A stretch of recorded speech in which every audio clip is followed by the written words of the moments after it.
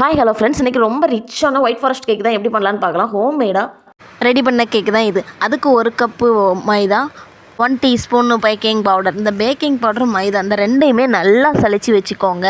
1க்கு 3 வாட்டி சலிக்கணும். 3-4 வாட்டி கூட சலிக்கலாம். நான் ஒரு டைம் மட்டும் சலிக்கண்டேன். ஏன்னாக்கி நம்ம கேக் பேஸ் மிக்ஸ் பண்ணும்போது அப்போ தான் நமக்கு கரெக்டாக வரும். இல்லைனாக்கி திப்பி திப்பியாக வரும். ஏன் நம்ம 3 வாட்டி சலிக்கோன்னு சொன்னால் மாவுக்குள்ளே இருக்கிற லங்ஸ்லாம் உடஞ்சி நல்லா தூளாக பொடியாக ஆகும். மாவு சலிச்சதுக்கப்புறமா 180 டிகிரியில் 10 மினிட்ஸ் ப்ரீகீட் போட்டதுக்கப்புறம் 8 இன்ச்சு பேனில் பட்டர் ஷீட் போட்டு எடுத்துக்கோங்க. ரொம்ப க்ளீனான பவுலில் ஒரு 4 முட்டை கூட ஒரு பிஞ்சு உப்பு ஏன் சேர்க்குறோன்னு சொன்னால் அந்த எக்கோட ஸ்மெல் ரொம்ப இல்லாமல் இருக்கக்காக உப்பு சேர்க்குறோம். 1 டேபிள் ஸ்பூன் வெண்ணிலா எசன்ஸ். இந்த 3ஐயும் போட்டு ஒரு சின்ன மிக்ஸு. ஏன் அந்த மிக்ஸுனாக்கி கொஞ்சம் அந்த எக்ஸ்மெல்லாம் இல்லாமல் இருக்கிறதுக்காக இந்த மிக்ஸ் கொடுக்குறோம். அது கூடவே பவுட்ரு பண்ணி வச்ச சுகர் இருக்குல்லையா, அது 1 கப்பு. நார்மல் சுகராக இருந்தால் 3/4 கப்பு. மேக்ஸிமம் நார்மல் சுகர் எடுக்காமல் பார்த்துக்கோங்க. நார்மல் சுகர் யூஸ் பண்ணுறதுனால கேக் ஒழுங்காக பீட்டாகவே கிடைக்காத மாதிரி இருக்கும். நம்ம பெரிய பிளெண்டரில் யூஸ் பண்ணும்போது சீக்கிரமாக கரைஞ்சிரும். இந்த மாதிரி ஹேண்ட் பிளெண்டரில் யூஸ் பண்ணும்போது ஒழுங்காகவே பிளெண்ட் ஆகாது. அதனால் முடிஞ்ச அளவு பவுடர் சுகர் யூஸ் பண்ணிக்கோங்க.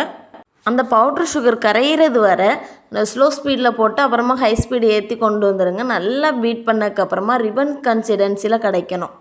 அந்த ராடை நீங்கள் தூக்கும்போது அந்த மாவு கீழே உள்ள இல்லையா, அது மடிஞ்சு உளுந்தால் மட்டும்தான் எக்கு கரெக்டாக பீட்டாகவே கிடச்சிருக்குன்னு அர்த்தம். இன்னொன்று எக்கு ரொம்ப ஒயிட்டாக இருந்த மாதிரி இருக்கும். எக்கு எல்லோ கலரில் இருக்குது, அதை கலக்கும்போது ஒரு கலர் வரும். கொஞ்சம் பிளெண்ட் ஆகும்போது அது ஒரு கலர் வரும். அதுக்கப்புறம் நல்லா ஒயிட்டாக அந்த மாதிரி இருக்கும். ஒரு 3 டேபிள் ஸ்பூன் ஆயில் ஊற்றிக்கோங்க. அது கூடவே ஒரு 1/4 கப்பு பால். நான் பால் ஊற்றும்போது வீடியோ ஒழுங்காக எடுக்கலை, அதனால் இந்த ஃபோட்டோ நான் ஆட் பண்ணியிருக்கேன். அதை நம்ம மிக்ஸ் பண்ணும்போது ரொம்ப கிளியராக ரொம்ப ப்ராப்பராக நம்ம மிக்ஸ் பண்ணணும். மெயினே இந்த மிக்ஸ் பண்ணுறதுல தான். நம்ம மிக்ஸ் பண்ணதை நம்ம சொதப்பிட்டோம் அப்படின்னு சொன்னால் பேட்ரு கீழே போயிடும். கேக் ஒழுங்கான ஸ்பாஞ்சு கிடைக்காது, ஸ்பாஞ்சு ஹைட்டு வராது. அதனால் இந்த பேட்டரை ரொம்ப ப்ராப்பராக மிக்ஸ் பண்ணுங்கள். நான் அந்த வீடியோவில் ஸ்பீடாக இருந்த மாதிரி இருக்குது, ஆனால் ரொம்ப ஸ்லோவாக தான் நான் மிக்ஸ் பண்ணியிருப்பேன். பவுலை ஒரு சுற்றிட்டு நடுவில் ஒரு கட் கொடுத்துங்க. பவுலை சுற்றி ஒரு கட் கொடுத்துக்கிடுங்க. இதான் கட் அண்ட் ஃபோல்டு மெத்தடுன்னு சொல்லுவாங்க. அதை ஃபுல்லாக பண்ணதுக்கு அப்புறமா அந்த மாவு மறுபடியும் கீழே போகாமல் நம்ம எக்கை எவ்வளோ பீட் பண்ணி வச்சுருக்கோமோ அதே ஹைட்டு இருந்தால் நம்ம கரெக்டாக மிக்ஸ் பண்ணியிருக்கோன்னு அர்த்தம். 180 டிகிரியில் 40 மினிட்ஸ் பேக் பண்ணி எடுத்தால் ஒரு சூப்பரான பேட்டர் ரெடி ஆயிரும். லாஸ்ட்டு 10 மினிட்ஸ் டாப் காயில் மட்டும் நீங்கள் ஆன் பண்ணி வச்சுக்கோங்க. ஒரு குச்சி எடுத்து குத்தி பாருங்கள். மாவு ஒட்டிட்டு வந்துச்சுன்னாக்கி வேகலைன்னு அர்த்தம், ஒட்டாமல் வந்தோன்னா வெந்துட்டுன்னு அர்த்தம். லாஸ்ட் 10 மினிட்ஸ் மேலே உள்ள காயில் ஆன் பண்ணி வச்சா தான் மேலே உள்ளது நமக்கு கரிஞ்ச மாதிரி கிடைக்கும். சாக்லேட் ஒரு பாரை எடுத்து நம்ம கட் பண்ணி தனியாக வச்சுக்கிடுவோம்.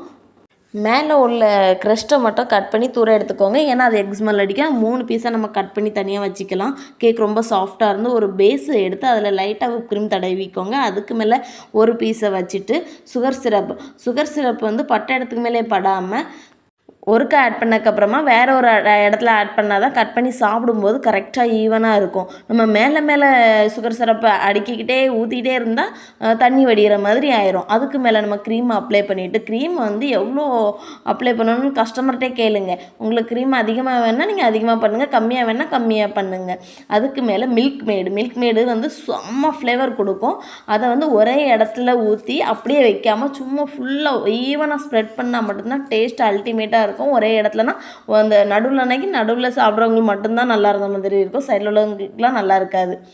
கட் பண்ணி வச்சுருக்க சாக்லேட்டை தூவிட்டு உள்ள செரி கிடச்சின்னா நீங்கள் அது யூஸ் பண்ணுங்கள். செம்ம டேஸ்ட்டாக இருக்கும். எனக்கு அந்த செரி கிடைக்காததுனால நான் சுரண்ட செரி யூஸ் பண்ணியிருக்கேன். அதுக்கு மேலே ஒரு லேயரை வச்சு அதுலேயும் சுகர் சிரப் ஆட் பண்ணிக்கோங்க. எப்போவுமே அடியில் உள்ள லேயருக்கு கம்மியாக சுகர் சிரப் ஆட் பண்ணணும். அதுக்கு மேலே உள்ள லேயருக்கு அந்த கம்மியை விட கொஞ்சம் அதிகமாக ஆட் பண்ணணும். அதுக்கு மேலே உள்ளதுக்கு அதை விட அதிகமாக ஆட் பண்ணிக்கோங்க.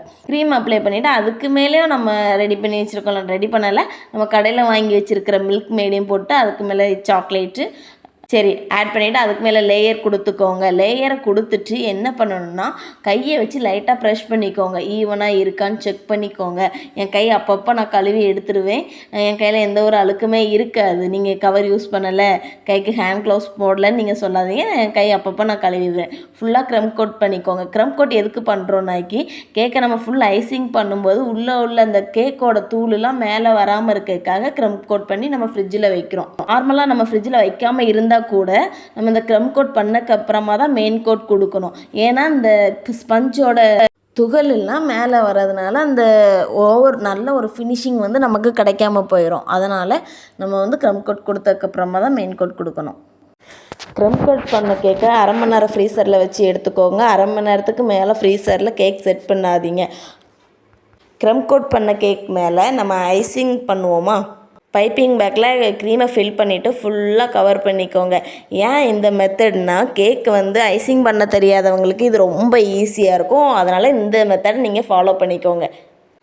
இந்த கேக் ரொம்ப ரிச்சாக இருந்த மாதிரி இருக்கும், ரொம்ப நீட்டாக மைல்டாக இருந்த மாதிரி இருக்கும். சில கேக்லாம் ரொம்ப ஹெவியாக இருந்த மாதிரி இருக்கும். இப்போ சாக்லேட் கேக்லாம் எடுக்கும்போது என்னென்னா ரொம்ப ஹெவியாக இருந்த மாதிரி இருக்கும். சாக்லேட் பிடிக்காது அப்படிங்கிறவங்களுக்குலாம் அந்த ஒயிட் ஃபாரஸ்ட் ரொம்ப ஃபுல்ஃபில்லாக இருந்த மாதிரி இருக்கும். கண்டிப்பாக நீங்கள் வீட்டில் வந்து இந்த மாதிரி கேக் ட்ரை பண்ணி பிள்ளைங்களுக்கு கொடுத்து எப்படி இருக்குன்னு ஷேர் பண்ணி சாப்பிட்டு பாருங்கள். கேக்கை ஐசிங் பண்ணதுக்கப்புறமா ஒரு கிளாத் எடுத்து ஃபுல்லாக அந்த போர்டை ஃபுல்லாக க்ளீன் பண்ணி எடுத்துக்கோங்க. அடுத்து நம்ம ஃப்ரிட்ஜில் செட் பண்ணும்போது அந்த க்ரீம் நம்ம அடுத்து க்ளீன் பண்ணணும்னு நினச்சா அது வராது. நம்ம ரெடி பண்ண உடனே நம்ம க்ளீன் பண்ணி எடுத்துக்கோங்க. டிஷ்யூ இல்லாட்டி கிளாத்து, நல்லா ஒயிட் கிளாத்தை வச்சுட்டு எடுத்துக்கோங்க. நம்ம சாப் பண்ணி ஃப்ரீஸ் பண்ணி வச்சுருக்க சாக்லேட்டை எடுத்து அப்படி குத்தாக எடுத்து நம்ம கேக் மேலே அப்ளை பண்ணுங்கள். அப்படியே அமுக்குங்க, அது நல்லா ஒட்டிக்கிடும். சப்போஸ் ஒட்டாத இடத்துல தான் கொஞ்சம் சாக்லேட்டை எடுத்து ஃபுல்ஃபில் பண்ணிக்கோங்க. அப்புறம் அந்த போர்டில் உள்ள சாக்லேட்டை எல்லாத்தையுமே அந்த கிளீனர் டிஷ்யூ வச்சு தொடச்சி எடுத்துக்கிடுங்க. சரியா? நான் இந்த பூ டிசைனில் உள்ள நாசில் எடுத்து சுற்றி பூ டிசைன் போட்டுக்கிட்டேன். சாக்லேட் பாரை அந்த சாப் பண்ணுறதுக்கு முன்னாடி நீங்கள் வந்து ஃப்ரிட்ஜில் வச்சுட்டு அப்புறம் சாப் பண்ணிங்கன்னா ரொம்ப பொடியாக இருந்த மாதிரி இருக்கும். அப்ளை பண்ணதுக்கும் பார்க்குறதுக்கும் ரொம்ப லுக்காக இருந்த மாதிரி இருக்கும். நீங்கள் அந்த இதையும் நீங்கள் ஃபாலோ பண்ணிக்கோங்க. அந்த பூக்கு மேலே ஒவ்வொரு செடியும் நான் வச்சுக்கிட்டேன். ஸ்டெம்புள்ள செடி வச்சா இதை விட பார்க்கறதுக்கு லுக்காக நீட்டாக இருந்த மாதிரி இருக்கும். இந்த கேக் உங்களுக்கு பிடிச்சிருந்துன்னா இன்னும் நிறைய ரெசிபி போடுங்கன்னு சொல்லுங்கள். உங்களுக்கு ஏற்ற மாதிரி நிறைய ரெசிபிஸ்லாம் நம்ம போட ஆரம்பிச்சிடலாம். ரொம்ப ஈஸியாக எப்படி பண்ணணும்னு சொல்லிட்டு உங்களுக்கு இருக்கிற சந்தேகத்தை எல்லாத்தையும் நீங்கள் கேட்கலாம். பாய்.